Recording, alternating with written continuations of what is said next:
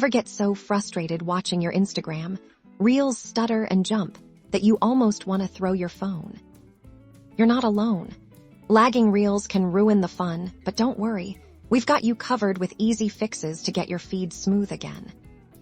First things first, let's check your internet connection. A weak or unstable Wi-Fi signal, or even poor mobile data reception, is the most common culprit.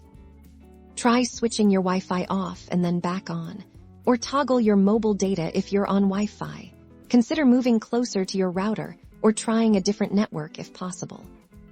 Next up, let's clear out some digital cobwebs. Sometimes app cache can build up and cause performance issues.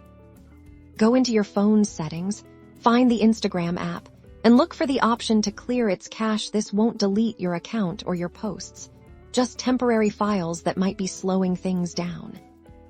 Now for a super important step: updates.